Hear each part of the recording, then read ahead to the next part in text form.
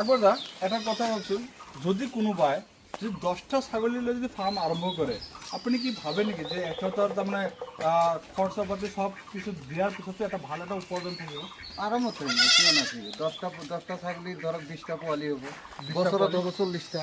বছরও 40টা? 40টা হবো, হ্যাঁ। 40টা হলে ধর 10,000 করে যদি বিক্রি করে, তাহলে হলে ধরো 4 লাখ টাকা। 4 লাখ টাকা যদি একটা মানুষ 5টা পরিয়ালে যদি একটা মানুষ হয়, আরামত চলে যাবে।